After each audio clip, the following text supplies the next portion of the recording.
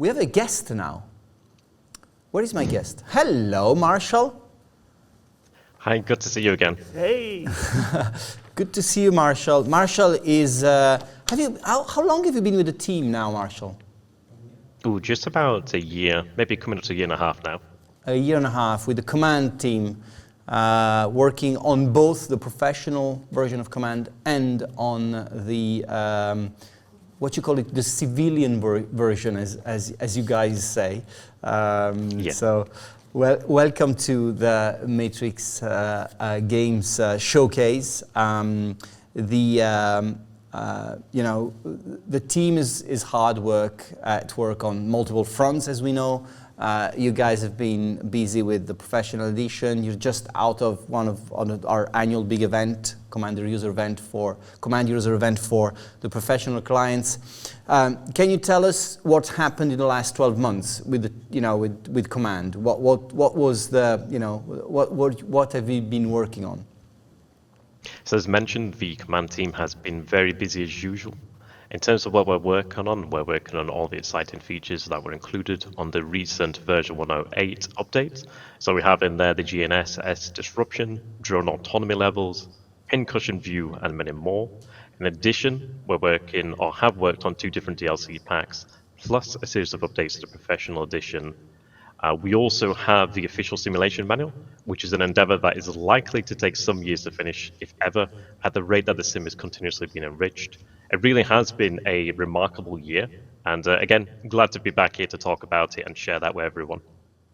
Yeah, I mean, the sheer amount of, there's also the fact that it's a game that keeps being updated. Updated with the latest gear. What is releasing, all the latest technologies, and whenever a new technology comes up, you've got to sort of, it's not just an entry in the database. You've got to reinvent some of it somehow. So it's really a game that never finishes to be developed in so much detail.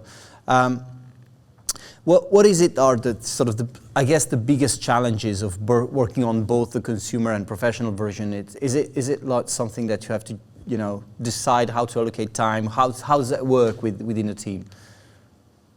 So you're right, working on both consumer and professional versions of Command, it definitely does present a unique challenge, just in regards to what you mentioned, keeping up on the constantly changing environment out there is a challenge in all of itself.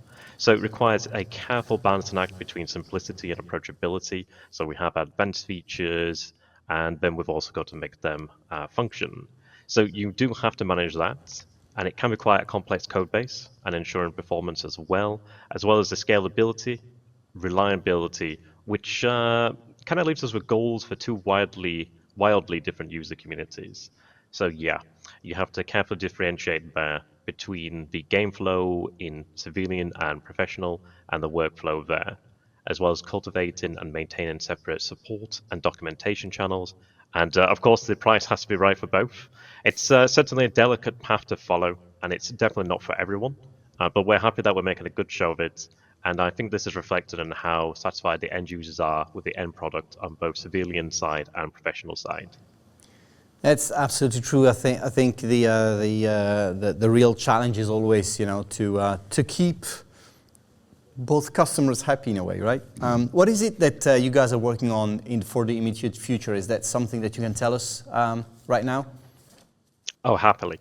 So right now we do have an upcoming DLC which is entitled Tides of War, which we think will be well received by the community. It's going to be covering a potential conflict zone that many of us are already watching closely. On top of that, something that we're all looking forward to, and I'm sure everybody here will be, is the improved ground combat and command. We've entitled this as Project Hannibal, and we hope it's going to be another major milestone in the command story, with a release date to be announced in the future. More to be said on that one. We also have many groundbreaking features about which we'll be able to talk more as they get closer to fruition. So I hope that's going to get everyone excited for the future of Command. And I see that we have a video playing here.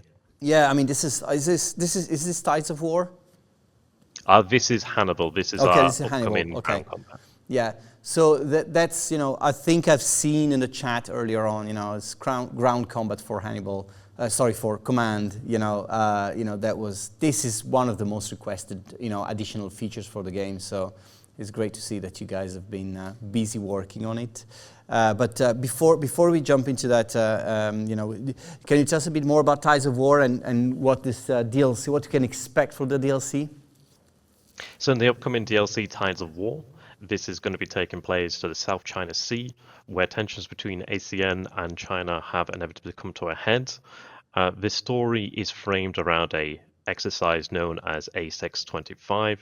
This is a joint military exercise that Beijing is determined to disrupt through provocations and more, which players will see.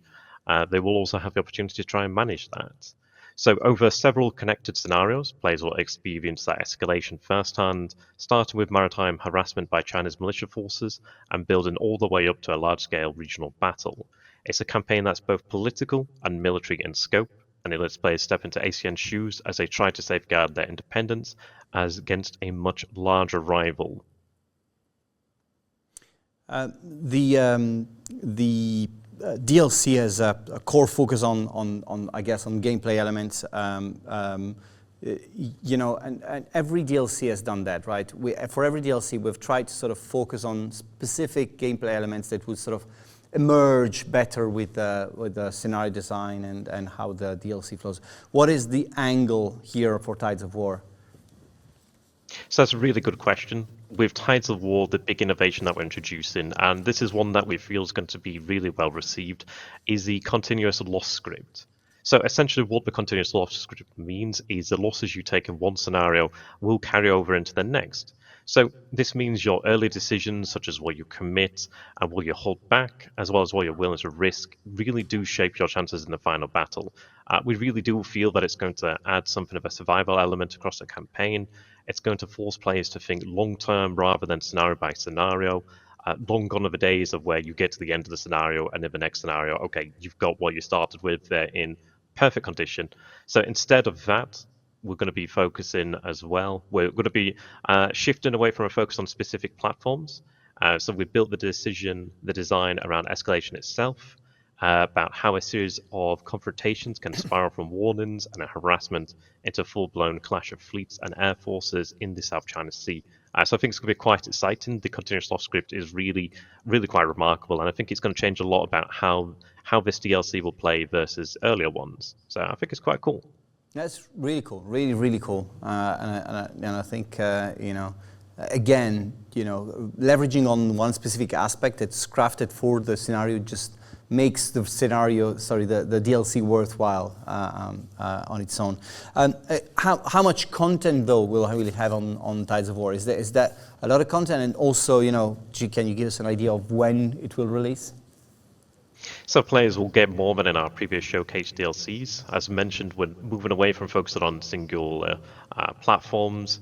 And again, especially as the Tides of War continuous loss script will add a lot of replay abilities as players change tactics and deal with forces that they will have at the time rather than the forces that they would like to have. So I think that's going to add a lot more there. And again, each scenario in Tides of War is designed to be linear in scope, with one or two main objectives over a 24-hour period. But together, they're going to go ahead and create a full campaign arc that's rich in variety and replayability. We really don't believe that they'll be the same. I think a player is going to find that going through it does have its own merits. And in regards to the release date, we'll be sharing that in the future. So I do hope everyone keeps an eye out for that. And just enjoy this video of Hannibal. It's fantastic. Let's take a look.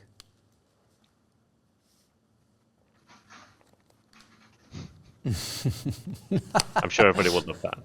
Okay, that was nice. Thanks for the surprise there. So release when it's done, basically. That's your official word. All right, that makes a lot of sense. Thanks a lot for joining us, Marshall. It was great to see you. Hopefully see you next year again. But in the meantime, keep up the great work on Command, and we'll be waiting for more news on Tides of War and Hannibal for the rest of the year. Thank you. Goodbye. Cheers.